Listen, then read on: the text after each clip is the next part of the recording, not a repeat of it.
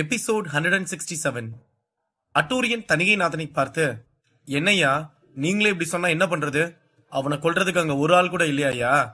எல்லாரும் அவனை பார்த்து பயந்துட்டு தான் இருக்காங்களா என்று கோபமாக கேட்டான். அதை கேட்ட தணிகைநாதன், உனக்கு தெரிஞ்சு ஆதனை ஜெயிக்கிற அளவுக்கு இருந்த ஒருத்தன் தான் சுதர்சன். அவனையே ஆதன் அடிச்சு ஜெயிச்சுட்டான். அடுத்து இருக்க ஒரே ஆள் பவித்ரன் தான். ஆனா அவன் 2வது எக்ஸ்போர்ட் லெவல் சக்தியில இருக்கிறதுனால அவன் ஆதன் கூட சண்டை போட வாய்ப்பே இல்ல அட்டூரியன் என்று கூறினார்.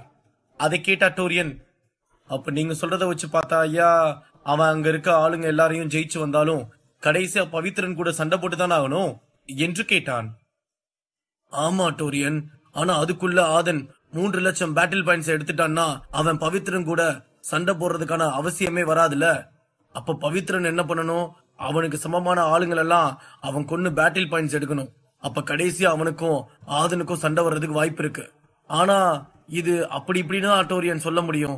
ஆதன் பவித்ரன் கூட கண்டிப்பா சண்டை போடுவான்னு சொல்ல முடியாது, போட மாட்டான்னு சொல்ல முடியாது. அது நேரம் காலம்தான் முடிவு செய்யும் அட்டூரியன் என்று கூறினார் தணிகைநாதன். அதை கேட்ட அட்டூரியன், அப்ப ஒருவேளை ஆதன் பவித்ரன் கூட சண்டை போடுற நிலைமை வந்தா அவன் ஜெயிப்பானா இல்ல பவித்ரன் ஜெயிப்பானாயா என்று கேட்டான்.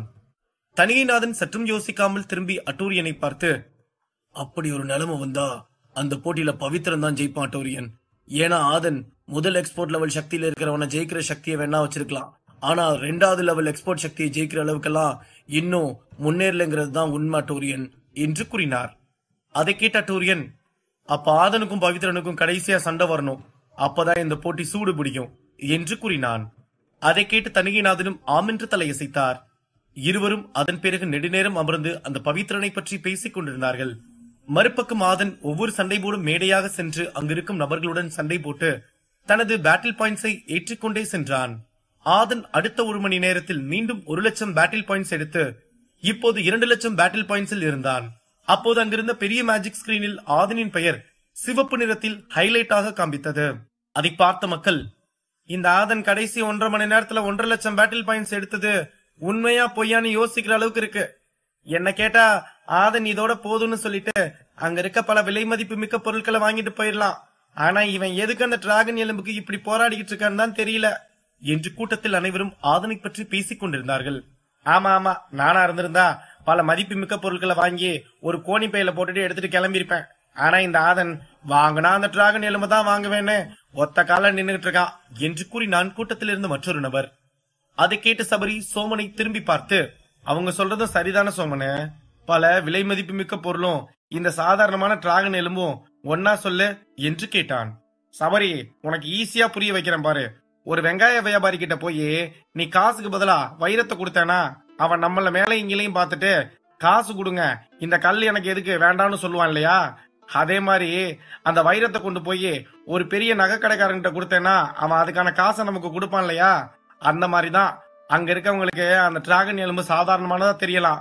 ஆனா ஆதன் மாதிரி ஒரு மாவீரனுக்கு தான் தெரியும் அந்த டிராகன் எலும்பு ஒரு வைரம்னு என்று கூறினான் சோமன். அதை கேட்ட சபரி சிறிது நேரம் யோசித்து பார்த்து விட்டு சோமனை பார்த்து, ஆமா மச்சான், நீ சொல்றதும் சரிதான். ஏன்னா அந்த டிராகன் எலும்பு அவ்வளவு முக்கியமான ஒன்னா இருக்கிறதுனாலதான் அத லோகேஷ் முதல் பரிசுக்கு வச்சுட்டு மத்த பொருள் எல்லாம் பாயிண்ட்ஸ்க்கு ஏத்த மாதிரி கொடுத்துக்கிட்டு இருக்காரு. இப்போ நான் புரிஞ்சுக்கிட்டேன்டா என்று கூறினான். அதை கேட்டு சோமன் சிறு புன்னகை செய்துவிட்டு திரும்பி ஆதனை பார்த்து அமர்ந்தான். அப்போது ஆதன் ஒரு சண்டை போடும் மேடையில் இருந்து அடுத்த மேடைக்கு பறந்து சென்று நின்றான். அதை பார்த்த மக்கள் அனைவரும் உறைந்து போனார்கள். அப்போது அவர்களை பார்த்த ஆதன் குழம்பினான். என்ன, நம்ம இப்போ வரைக்கும் பல சண்டை போட்டு மேடைக்கு போய் அந்த வீரனோட பேட்டில் பாயிண்ட்ஸை ஜெயிச்சோம், தரமாட்டான்னு சொன்னவனா அடிச்சு பறக்கவும் விட்டோம். அப்பெல்லாம் எந்த ரியாக்ஷனும் கொடுக்காம இருந்த மக்கள் இப்ப இந்த மொட்டத்தலைய மேடைக்கு வந்ததும் அதிர்ச்சியா பாத்துக்கிட்டு இருக்காங்க என்று நினைத்தான் ஆதன். அப்போது அங்கிருக்கும் மக்கள் உறைந்து போய் இருப்பதை பார்த்த சோமன், என்ன எல்லாம் மிளகா கடிச்ச மாதிரி இஸ்ஸான்னு சத்தெல்லாம் கொடுத்துட்டு அதிர்ச்சியா அங்க பாத்துக்கிட்டு இருக்காங்க என்று முணுமுணுத்து விட்டு திரும்பி சபரியை பார்த்தான். அப்போது சபரியும் திகைத்து போய் பார்த்து கொண்டிருந்தான். அதை பார்த்த சோமன், டேய் நல்லா தானடா இருந்த, இப்ப என்ன திடீர்னு வாய திறந்த மாதிரியே இருக்க, என்னாச்சு என்று கேட்டான். ஆதனுக்கு எதிரில் நிக்கிறது யார் தெரியுமா உனக்கு என்று கேட்டான் சபரி. அப்போது மறுபக்கம் கிரியும் அதே கேள்வியை தான் அவனுக்கு அருகில் இருந்த நபரிடம் கேட்டான். அப்போது அந்த நபர் கிரியிடம், அவன் பேரு ஒத்தக்கை வேங்கையன், இவன் ஒத்தக்கை தான் வச்சிருக்கான்னு இவனை யாரும் தப்பா இட போற்ற முடியாது. ஏன்னா இவன் சக்தி ரொம்ப பயங்கரமானது. அவன் யார் கூடயும் சண்டை போட மாட்டான். ஆனா அவனை அடிக்க வந்தவன உயிரோட விட மாட்டான் என்று கூறினான். அதேதான் அங்கிருந்த சபரியும் சோமனிடம் கூறினான். அதை கேட்ட சோமன், ஓஹோ, இந்த மொட்டத்தலையும் அவ்வளவு பெரிய ஆளா என்ன என்று கேட்டான். ஆமா சோமனே, பவித்ரனை விட இவன் ரொம்ப சக்தி வாய்ந்தவன்டா. அந்த பவித்ரனுக்கும் இவனுக்கும் இருக்க ஒரே வித்தியாசம், இவன் முதல் லெவல் எக்ஸ்பர்ட், பவித்ரன் 2வது லெவல் எக்ஸ்பர்ட், அவ்வளவுதான். மத்தபடி இவன் சக்தி எல்லாம் பயங்கரமா இருக்கும்டா. இவனோட முழு சக்தியை இங்க யாருமே பார்த்ததில்ல தெரியுமா? ஏன்னா இவன் அவனோட வாளை வச்சு ஒரே அடியில எதிரிய கொன்றுவான். இவன் அவ்வளவு சக்தி வாய்ந்தவன்டா. அதனாலதான் இங்க இருக்க அரங்கமே அடுத்து என்ன நடக்க போகுதுன்னு பார்க்க ஆர்வமா காத்துக்கிட்டு இருக்கு என்று கூறினான் சபரி. அதேதான் அந்த பக்கம் இருந்த கிரியிடம் அந்த நபர் கூறினான். அதை கேட்ட கிரி, ஓஹோ, அப்ப ஆதன் இந்த மொட்டையன் கையால தான் கைலாசம் போக போறானா? அப்ப நம்ம ஐயாவுக்கு நல்ல செய்தி சொல்ல போற நேரம் நெருங்கிருச்சு என்று தனக்குள் நினைத்து வஞ்சகமாக சிரித்தான். அங்கு பல பேர் இருந்தும் ஆதன் இந்த வேங்கையனின் மேடைக்கு வருவதற்கான காரணம் என்னவென்றால், வேங்கையன் தான் 50,000 பேட்டில் பாயிண்ட்ஸில் இருந்தான். அப்போது ஆதன் இவனை அடித்து வெற்றி பெற்றால் வேகமாக 2.5 லட்சம் பேட்டில் பாயிண்ட்ஸுக்கு முன்னேறி விடலாம் என்று எண்ணித்தான் இவனுடன் சண்டை போட வந்து நின்றான். வேங்கையன் ஆதனை பார்த்துவிட்டு, நீ என் கூட சண்டை போட ஆசைப்படுறியா ஆதன் என்று கேட்டான். ஆதனும் ஆமென்று தலையசைத்தான். அதை பார்த்த வேங்கையன் சிறு புன்னகை செய்துவிட்டு வந்து ஆதனுக்கு எதிரில் நின்றான். மறுபக்கம் அட்டோரியன் வேகமாக தணிகைநாதன் இருந்த அறைக்கு சென்றான். அட்டோரியன் தனது அறைக்குள் வேகமாக வருவதை பார்த்த தணிகைநாதன், என்னாச்சு அட்டோரியன், அதுக்குள்ள அடுத்த செய்தி எடுத்துட்டு நம்ம ஒற்றன் வந்துட்டானா என்று கேட்டார். இல்லையா, அவன் இன்னும் இங்க வரல. ஆனா அதை விட ஒரு முக்கியமான விஷயம் எனக்கு தெரிய வந்துச்சு. அதனாலதான் நான் இவ்வளவு வேகமா ஓடி வந்தேன் என்று கூறினான் அட்டோரியன். அதை கேட்டதும் தணிகைநாதனின் முகம் சந்தோஷமாக மாறியது. அவர் அட்டோரியனை பார்த்து, என்ன விஷயம் அட்டோரியன், தாமதப்படுத்தாம சொல்லு என்று கேட்டார். அது வேற ஒண்ணும் இல்லையா, அந்த பீமன் வம்சத்து சண்டை போட்டியில சுதர்சன் மட்டும் கலந்துக்கலையா, வேங்கையனும் கலந்துருக்கான். அவன் முதல் எக்ஸ்போர்ட் லெவல் சக்தியில தான் இருக்கான். அப்ப அவன் ஆதன் கூட சண்டை போட முடியும்ல, அப்ப ஆதன் கதைய அவன் முடிப்பான் இல்லையா என்று சந்தோஷமாக கூறினான் அட்டோரியன். ஆமா அட்டோரியன், நான் அவனை பத்தி உன்கிட்ட சொல்லவே மறந்துட்டேன். அப்ப ஆதன் பண்றத பார்த்து வேங்கையன் சண்டை போடுறதுக்கு வருவான். அப்ப ஆதன் வேங்கையனை தாக்கு பிடிக்க முடியாம அடிபட்டு செத்து போவான். இது கண்டிப்பா நடக்கதான் போகுது என்று கூறினார் தணிகைநாதன். அதை கேட்ட அட்டோரியனும் மிகவும் சந்தோஷமாக உணர்ந்தான். இருவரும் அந்த வேட்டையனின் சக்தியை பற்றி பேசிக் கொண்டிருந்தார்கள். மறுபக்கம் வேங்கையன் ஆதனை பார்த்து, உன்னோட ஈட்டி சக்தியும் அதோட டெக்னிக்கும் பார்க்க ரொம்ப நல்லா இருந்துச்சு ஆதன். அதனால நம்ம 2 பேரும் நிச்சயமா சண்டை போடலாம். ஆனா அதுல ஒரே ஒரு நிபந்தனை. அது என்னன்னா, நானும் ஒரு அட்டாக் தான் பயன்படுத்துவேன், அதே மாதிரி நீயும் ஒரு அட்டாக் தான் பயன்படுத்தணும்.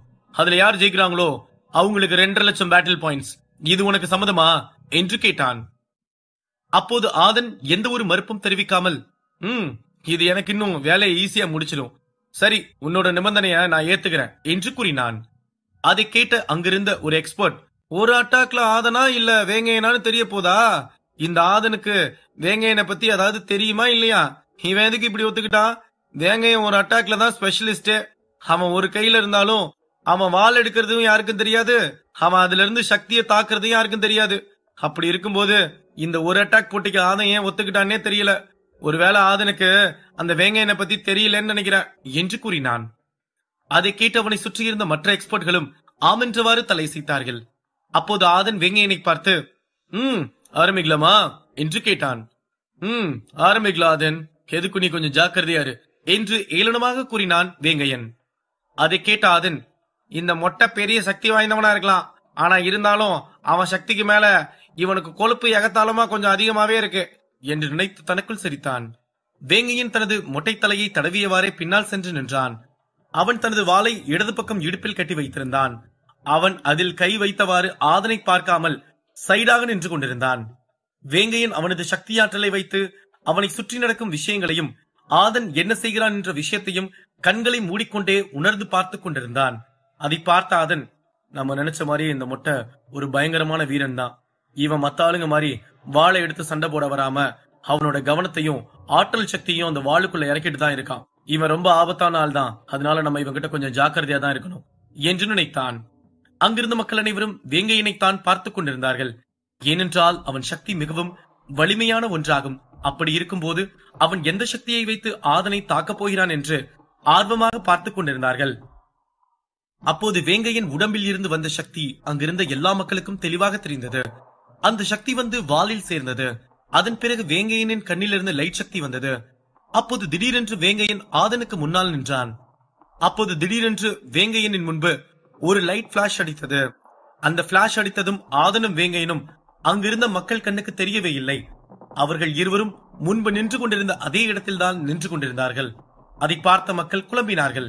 ஏனென்றால் வேங்கையன் திடீரென்று ஆதனுக்கு அருகில் இருந்தான். அதன் பிறகு அவன் மீண்டும் அவன் முன்பு இருந்த இடத்திற்கே வந்தான்.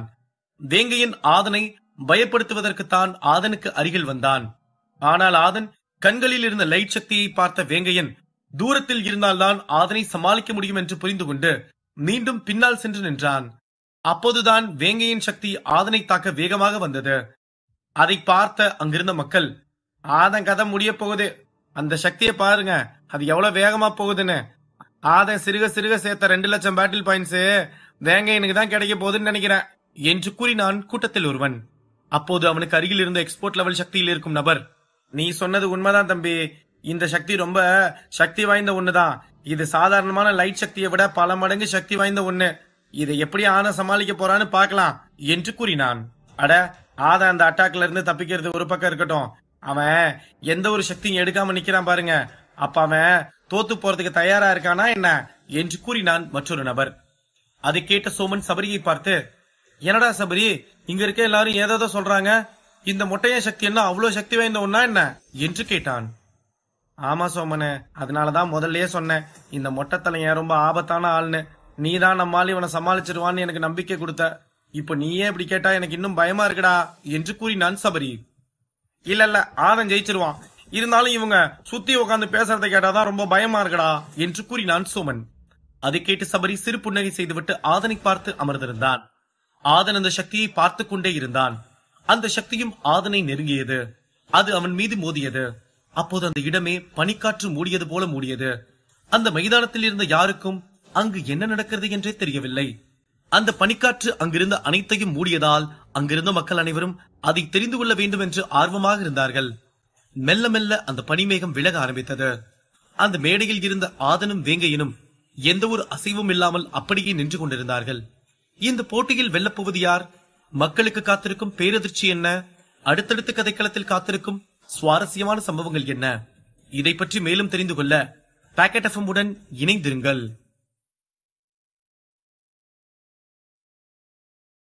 எபிசோட் 168.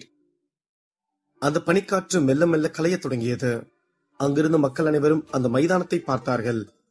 அங்கு இருவரும் முன்பு எப்படி கம்பீரமாக நின்று கொண்டிருந்தார்களோ அதே போலதான் நின்று கொண்டிருந்தார்கள். அதை பார்த்து அங்கிருந்த அனைத்து மக்களும் பேரதிர்ச்சி அடைந்தார்கள்.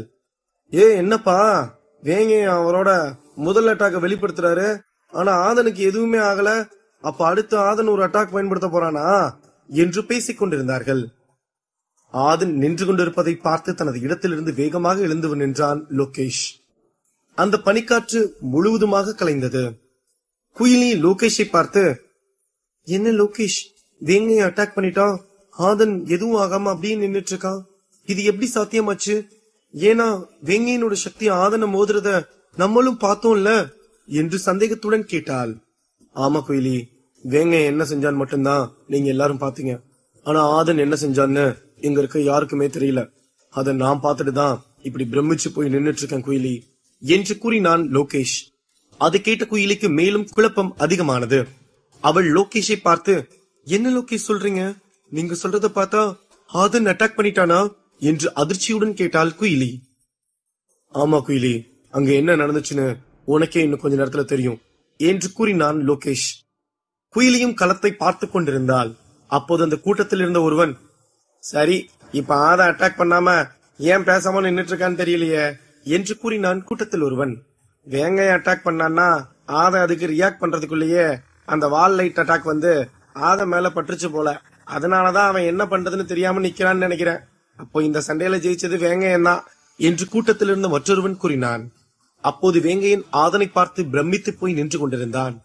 காரணம், ஆதன் அட்டாக் செய்த வேகம் வேங்கையனை விட பல மடங்கு வேகமாகவும் வலிமையாகவும் சென்றது என்பது வேங்கையனுக்கும் லோகேஷுக்கும் தவிர வேறு யாருக்கும் தெரியாது. ஆதன் வேங்கையனை பார்த்து, வால் லைட் சக்தி ரொம்ப நல்லா இருந்துச்சு என்று கூறினான். அதை கேட்டு வேங்கையன் சிரித்துவிட்டு, இருந்தாலும் இந்த போட்டியில ஜெயிச்சது நீதான ஆதன் என்று கூறிவிட்டு தனது கழுத்திலிருந்து வந்த இரத்தத்தை எடுத்து ஆதனிடம் காட்டினான். அதை பார்த்த அங்கிருந்த மக்களும் குயிலியும் பேரதிர்ச்சி அடைந்தார்கள். அந்த பக்கம் இருந்த தமிழ்வாணன், சோமன், சபரியும் அதிர்ச்சி அடைந்தார்கள். ஏனென்றால் அங்கிருந்த அனைவரும் வேங்கையன் மட்டும்தான் அட்டாக் செய்துள்ளான், அடுத்தபடியாக ஆதன் அட்டாக் செய்ய போகிறான் என்றுதான் எண்ணிக்கொண்டிருந்தார்கள். ஆனால் வேங்கையின் பேச்சை கேட்கவும் தான் அங்கிருந்த அனைவருக்கும் தெரிந்தது ஆதனும் தன் அட்டாக்கை முடித்து விட்டான் என்று. இங்க என்னதான் நடந்துச்சு? வேங்கை அவனோட சக்தி வாய்ந்த வாள்ல இருந்து லைட் சக்தி அட்டாக்க வச்சு ஆதனை தாக்குனா, அந்த லைட் சக்தி வேகமா போய் ஆதனை அடிச்சிச்சு. அப்புறம் பனிமூட்டாச்சு. அது கலைஞ்சதும் பார்த்தா ஆதன் தான் ஜெயிச்சவன்னு வேங்கைய சொல்றான். அதுவும் இல்லாம அவன் கழுத்துல எப்படி ரத்தம் வந்துச்சு என்று கூட்டத்தில் ஒருவன் அங்கிருந்த அனைவரையும் பார்த்து கேட்டான். அங்கிருந்த அனைவருக்கும் அதே கேள்விதான் மனதில் ஓடிக்கொண்டிருந்தது. அப்போது அங்கு என்ன நடந்தது என்றால், அந்த வேங்கையின் சக்தி வந்து ஆதனை தாக்கும் போது ஆதனுக்குள் அந்த நட்சத்திர பள்ளத்தாக்கில் அவன் பார்த்த அந்த குரங்கின் சக்தி முழுவதுமாக வந்துவிட்டது. அதே சமயம் ஆதன் தனது ஆற்றல் சக்தியை தனது கை விரல்களில் கொண்டு வந்து ஒரு சொடக்கு போட்டான். அப்போது அந்த குரங்கின் சக்தி ஆதனின் உடலை பல மடங்கு பலப்படுத்தியது. மற்றொரு பக்கம் அந்த சிவப்பு நிறமான ஈட்டி கண்ணுமைக்கும் நேரத்தில் வேங்கையினை தாக்க சென்றாலும் வேங்கையன் தனது சக்தி வாய்ந்த வாளை வைத்து தடுத்தான். அப்போது அந்த வாள் 2 துண்டாக உடைந்தது. அதை தெரிந்து கொண்ட வேட்டையன் அந்த ஈட்டியிலிருந்து சற்று விலகினான். அப்போது அந்த ஈட்டி வேங்கையனின் கழுத்தை வேகமாக உரசிக்கொண்டு சென்றது. அதை பார்த்த வேங்கையன் பேருதிர்ச்சி அடைந்தான். ஏனென்றால் அவனது வாள்தான் மிகவும் வேகமான சக்தி வாய்ந்தது என்றும் எண்ணிக்கொண்டிருந்தான். ஆனால் அவனது எண்ணம் சிறிது நொடிகளில் தவிடுபொடியானது. அவனது ஆணவம் குறைந்தது. அந்த பனி ஏன் உருவானது என்றால், ஆதனின் மீது வேங்கையனின் சக்தி பட்டதும் அந்த நட்சத்திர பள்ளத்தாக்கில் இருந்து குரங்கு அங்கு நடப்பதை மக்களிடமிருந்து மறைப்பதற்காக அந்த ஒரு பனிமூட்டத்தை உண்டு செய்தது. ஆதன் தனது விரல் நுனியில் கூட சக்தியை வைத்திருக்கிறான் என்று லோகேஷிற்கு அப்போதுதான் தெரிந்தது. அங்கிருந்த யாருக்கும் அந்த குரங்கு உதவி செய்தது தெரியாது. வேங்கையன் ஆதனை பார்த்து, வாழ்த்துக்கள் ஆதன், நீ ஜெயிச்சிட்ட. இதுக்கு மேல நான் இங்க இருக்கிறது சரியா வராது, நான் போயிட்டு வர்றேன் என்று கூறிவிட்டு அங்கிருந்து பறந்து அங்குமிங்கும் குதித்து அந்த மைதானத்திலிருந்து வெளியேறினான். அதை கேட்ட ஆதன் சிறு புன்னகை செய்தான். ஆனால் அங்கிருந்த அனைவரும் பேரதிர்ச்சி அடைந்தார்கள். அப்போது அங்கிருந்த ஒரு எக்ஸ்பர்ட், ஆதன் நிக்கிறத பார்த்து அவன் என்ன அட்டாக் பயன்படுத்தலாம்னு யோசிச்சுட்டு இருக்கான்னு நினைச்சேன். ஆனா ஆதனும் அவன் அட்டாக் பண்ணிட்டான்னு வேங்கையன் பேசுறத வச்சுதான் நமக்கே தெரிய வருது. அப்ப ஆதன் நம்ம வேங்கையனே ஜெயிச்சிட்டானா? ஆதன் அந்த அளவு சக்தி வாய்ந்தவனா என்ன என்று கூறினான். அப்போது குயிலி லோகேஷை பார்த்து, அப்போ இத்தனை வருஷமா ஒரே அட்டாக்ல ஜெயிச்சிட்டு இருந்த ஒத்தக்கை வேங்கையன ஒரு வாரியர் லெவலால தோக்கடிச்சிட்டானா? இது என்னால நம்பவே முடியல லோகேஷ், நீங்களாவது சொல்லுங்க, ஆதன் எப்படி இந்த போட்டியில ஜெயிச்சான் என்று கேட்டாள். அத பத்தி நான் அப்புறம் சொல்றேன் குயிலி. இதுக்கப்புறம் இந்த ஆதன் என்ன பண்ண போறானே தெரியல, அததான் நான் யோசிச்சுட்டு இருக்கேன் என்று கூறினான் லோகேஷ். ஆதன் வென்று விட்டான் என்பதை பார்த்த ஒற்றன்கிரி அவனுக்கு அருகில் இருந்த நபரை அழைத்து, டேய் என்னடா அந்த மொட்டத்தலையும் அப்படி இப்படின்லாம் பேசுனீங்க, அவன் கழுத்துல ரத்தம் வந்துட்டு இருக்கு, அவன் இந்த வாரியர் லெவல் சக்தியில இருக்கவனை பார்த்து பயந்து கங்கார் குட்டி மாதிரி குதிச்சு குதிச்சு போறான் என்று அதிர்ச்சியுடன் கேட்டான். அந்த நபர் கிரியை பார்த்து, எனக்கு அதுதான்ப்பா ஒண்ணுமே புரியல, இந்த மாதிரி வேங்கையன் தோத்து நாங்க யாருமே பார்த்ததில்ல, அவன் இப்படி பயந்து ஓடியும் நாங்க பார்த்ததில்ல, இதெல்லாம் எங்களுக்கே புதுசா இருக்கு, இவனை பார்த்துதான் எல்லாரும் பயந்து ஓடி பார்த்திருக்கோம், ஆனா இன்னைக்கு நடந்த விஷயம் ரொம்ப வினோதமா இருக்கு என்று கூறினான். அதை கேட்ட கிரி, அப்போ இந்த ஆதனை ஜெயிக்க இங்க யாருமே இல்லையா என்ன? இந்த விஷயத்த நம்ம போய் ஐயா கிட்ட சொல்லலாமா, இல்ல அடுத்து என்ன நடக்குதுன்னு பாத்துட்டு போலாமா? ஆமா முழுசா பாத்துட்டு போவோம், இல்லனா நமக்கு தான் அலைச்சல் என்று நினைத்தான். மறுபக்கம் மாதவன் இன்னும் அந்த அதிர்ச்சியிலிருந்து வெளிவரவே இல்லை. ஏனென்றால் சண்டை ஆரம்பிக்கும் போது ஆதன் வேங்கையின் கையில் சாகப் போகிறான் என்றுதான் எண்ணிக்கொண்டிருந்தான். ஆனால் அங்கு நடந்த விஷயம் அப்படியே எதிர்மறையாக இருந்ததுதான் மாதவனால் நம்பவே முடியவில்லை. அவன் திரும்பி சந்திரா அகாடமி எக்ஸ்பர்ட் லெவல் வீரர்களை பார்த்தான். அவர்கள் அனைவரும் ஆதனை பார்த்து பயந்து கொண்டு நின்று கொண்டிருந்தார்கள். வேங்கையன் அங்கிருந்து செல்லவும் அவனது பேட்டில் பாயிண்ட்ஸ் ஆன 50,000 பாயிண்ட்ஸ் ஆதனுக்கு வந்தது. அப்போது அந்த பெரிய மேஜிக் ஸ்கிரீனில் ஆதனின் பேட்டில் பாயிண்ட்ஸ் 2,50,000 மாறியது. அதை பார்த்த சோமன், சபரே, உன்னால முடியாத ஒரு விஷயத்த நான் சொல்ல போறேன்டா என்று சந்தோஷமாக கத்தினான். அதை கேட்டு சபரி, ஆகா, அப்ப நீ ஏதோ வில்லங்கமா தான் சொல்ல போற, சரி சொல்லு, எதுவா இருந்தாலும் செய்ய முயற்சி செய்யறேன் என்று கூறினான். வா வந்து என் கூட ஒரு ஆட்டத்தை போடு, நம்மால இன்னும் 50,000 பேட்டில் பாயிண்ட்ஸ் எடுத்துட்டான்னா போதும், அந்த டிராகன் எலும்பு வாங்கி நம்ம பாக்கெட்டுக்குள்ள வச்சுக்கிட்டு இந்த இடத்தை விட்டு காலி பண்ணிடலாம் என்று கூறிவிட்டு ஆடினான் சோமன். அதை பார்த்த சபரியும் அவனுடன் இணைந்து ஆடினான். அப்போது அவன் ஆடிக்கொண்டிருக்கும் போது கீழே விழுந்து விட்டான். அதை பார்த்த சோமன், என்னடா கீழே உட்காந்து டான்ஸ் ஆடுறியா? சரி, உனக்கு எது வருதோ அதையே பண்ணு என்று கிண்டலாக கூறிவிட்டு சந்தோஷத்தில் ஆடிக்கொண்டிருந்தான். அங்கிருந்த மக்களில் பலரும் ஆதனுக்கு சார்பாக மாறினார்கள். அனைவரும் ஆதனின் வெற்றியை கொண்டாடி கொண்டிருந்தார்கள். அப்படி அங்கிருந்த அனைவரும் ஆதனின் வெற்றியை கொண்டாடி கொண்டிருந்த போது அந்த பக்கம் இருந்து ஒரு குரல் வந்தது. இந்த நேரத்துக்கு தான் நானும் காத்துக்கிட்டு இருந்தேன். நீ சரியான வீரனா இருந்தா வா, என் கூட சண்டை போட்டு ஜெயிச்சு காட்டு பார்க்கலாம் என்று கூறினான். அதை கேட்டதும் ஆதன் திரும்பி அந்த நபர் யாரென்று பார்த்தான். அது வேறு யாருமில்லை, பவித்ரன் தான். பவித்ரன் முதலில் ஆதனை கவனிக்கவில்லை. அதன் பிறகு ஆதன் 20,000 பேட்டில் பாயிண்ட்ஸ் தாண்டியதும் அவன் மீது ஒரு கண்ணை வைத்துக் கொண்டே சண்டை போட்டுக் கொண்டிருந்தான் பவித்ரன்.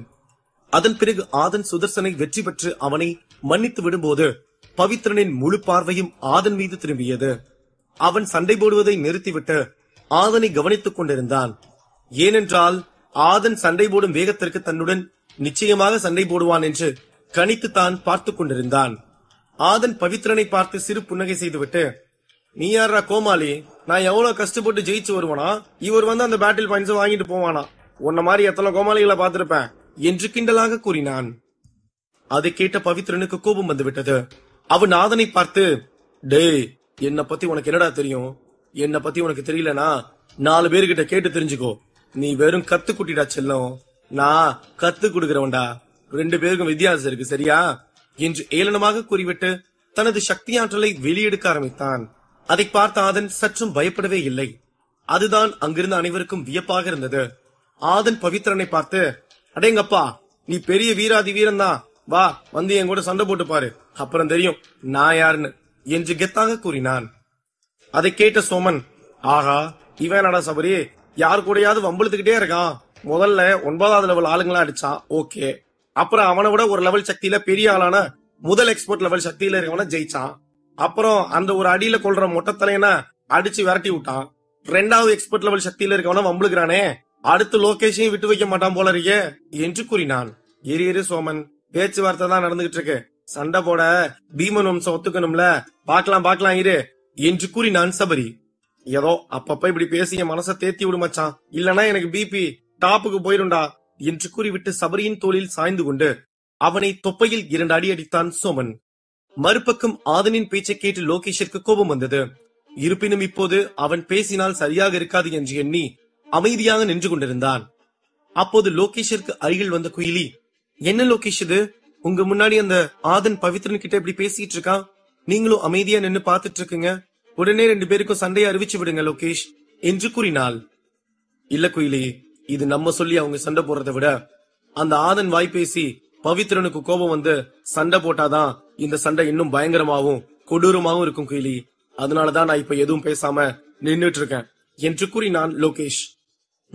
நீங்க சொல்றது சரிதான் லோகேஷ். சரி, என்னதான் நடக்குதுன்னு பாக்கலாம். எந்த நேரத்துல பேசணும்னு என்னை விட உங்களுக்கு நல்லா தெரியும், பாத்துக்கோங்க என்று கூறினாள் குயிலி. லோகேஷும் சரி என்று தலையசைத்து விட்டு அமைதியாக நின்று அங்கு அவர்கள் இருவரும் பேசிக் கொண்டிருப்பதை பார்த்துக் கொண்டிருந்தான். பவித்ரன் ஆதனை பார்த்து, டேய், என்ன கோபப்படுத்தாதரா, அப்புறம் நான் பீமன் வம்சத்து சட்டத்திட்டங்களை மீறதுக்கு கூட தயங்க மாட்டேன்டா என்று கோபத்தில் கொந்தளித்தான். பவித்ரன் கோபத்தில் இருந்தாலும் பீமன் வம்சத்து சட்டத்திட்டங்கள் அவனது மனதில் ஓடிக்கொண்டுதான் இருந்தது. அந்த எதிரில் நிற்கும் வீரன் ஒருவன் ஒப்புதல் கொடுக்காமல், லோகேஷ் உத்தரவு கொடுக்காமல் இருவரும் சண்டை போட இயலாது என்பது பீமன் வம்சத்து சட்டத்திட்டங்களில் ஒன்றாகும். அதனால்தான் லோகேஷ் ஆதனின் உறுதியான சம்மதத்திற்கு காத்துக் கொண்டிருந்தான். அப்போது அதை கேட்ட ஆதனுக்கு கோபம் வந்துவிட்டது. டே, என் கூட சண்டை போட வர்றதுக்கு பயம்னு சொல்றா, சும்மா சட்டத்திட்டம்னு சொல்லி சமாளிக்காதரா. டேய், உனக்கு அங்க பயந்துகிட்டு நிக்கிற பீமன் வம்சத்து எக்ஸ்போர்ட் லெவல் சக்தியில இருக்கவங்களே பரவாயில்ல போலயே என்று ஏளனமாக கூறினான். அதை கேட்டதும் அங்கு நின்று கொண்டிருந்த பீமன் வம்சத்து வீரர்கள் அனைவரும் கன்னத்தில் அறை விழுந்தது போல உணர்ந்தார்கள். அவர்கள் அனைவரும் ஆதனை கொலைவெறியோடு பார்த்துக் கொண்டிருந்தார்கள். நீ வார்த்தைய பார்த்து பேசு ஆதன், இல்லனா உன்னை கொல்றது கூட நான் தயங்க மாட்டேன், பாத்துக்கோ என்று கோபத்தில் கூறினான் பவித்ரன். ஆதன் சத்தமிட்டு சிரித்து விட்டு, டே, நான் உனக்கு ஓப்பனா சவால் வரேன்டா, நீ என்ன கொல்லணுமா? சரிடா, நான் உன் கூட சண்டை போட மனசார ஒத்துக்கிறேன். அப்புறம் உனக்கு ஒரு வாய்ப்பு கொடுக்கிறேன், முடிஞ்சா நீ என்ன கொன்னுக்கோ, இல்லனா நான் உன்னை கொன்றுவேன் என்று சவால் விட்டுவிட்டு தனது இடத்திலிருந்து பறந்து சென்று பவித்ரன் இருந்த சண்டை போடும் மேடையில் நின்றான். அதை பார்த்து அங்கிருந்த மக்கள் அனைவரும் பேருதிர்ச்சி அடைந்தார்கள். அதை பார்த்த லோகேஷ் வஞ்சகமாக சிரித்தபடியே குயிலியை பார்த்து, இப்போ நான் பேசினா சரியா இருக்கும் குயிலி என்று கூறிவிட்டு ஆதனையும் பவித்ரனையும் பார்த்து, உங்க 2 பேருக்கும் ஒருத்தருக்கு ஒருத்தர் சண்டை போடுறதுக்கு விருப்பமா என்று கேட்டான். பவித்ரன் திரும்பி ஆதனை பார்த்தான். ஆதன் லோகேஷை பார்த்து, நான் தயார்பா, இவன் தயாரா இல்லையான்னு மட்டும் கேட்டு சொல்லு என்று கூறினான். அதை கேட்டதும் பவித்ரன் ஆதனை பார்த்து, டேய், நீ சும்மா வாய் தான் பேசிட்டு இருக்கன்னு நினைச்சேன். ஆனா நீ இவ்வளவு ரெடியா இருப்பேன்னு இப்பதான் தெரிஞ்சுச்சு. சரி, உனக்கு என் சக்தி என்னன்னு காட்டுறேன். இன்னைக்குதான் உன் கடைசி நாளா இருக்கும்னு நினைக்கிறேன் என்று வஞ்சகமாக சிரித்தபடியே கூறினான். ஆதன் அதை கேட்டு சிரித்து விட்டு திரும்பி லோகேஷை பார்த்து நின்றான். லோகேஷ் இருவரையும் பார்த்து, அப்போ உங்க 2 பேருக்கும் ஒருத்தருக்கு ஒருத்தர் சண்டை போடுறதுக்கு விருப்பம் இருக்கிறதுனால இந்த சண்டைக்கு நான் அனுமதி கொடுக்கிறேன் என்று கூறிவிட்டு அங்கிருந்து சண்டை போடும் மணியை அடித்து விட்டான். லோகேஷின் அறிவிப்பை கேட்டு ஒற்றன்கிரி தனது குதிரையை எடுத்துக்கொண்டு அட்டூரியனை பார்க்க விரைந்தான். மறுபக்கம் அங்கிருந்த மக்கள் அனைவரும் இந்த போட்டியில் யார் வெற்றி பெறப் போகிறார்கள் என்று எண்ணிக்கொண்டு ஆர்வமாக இருந்தார்கள். ஏனென்றால் இந்த போட்டியில் இருவரில் யார் வெற்றி பெற்றாலும் 3 லட்சம் பேட்டில் பாயிண்ட்ஸ் வந்துவிடும். அதனால் இத்துடன் அந்த நாளும் முடியும், அந்த நாளுக்கான சண்டைகளும் முடியும். அதனால் அங்கிருக்கும் மக்கள் அந்த முடிவை பார்க்க மிகவும் ஆர்வமாக காத்துக் கொண்டிருந்தார்கள். ஆதனுக்கு காத்திருக்கும் கசப்பான சம்பவங்கள் என்ன, லோகேஷிற்கு காத்திருக்கும் சந்தோஷமான விஷயம் என்ன, அடுத்தடுத்து கதைக்களத்தில் காத்திருக்கும் அதிரடியான சம்பவங்கள் என்ன, இதை பற்றி மேலும் தெரிந்து கொள்ள பாக்கெட் FM உடன் இணைந்திருங்கள்.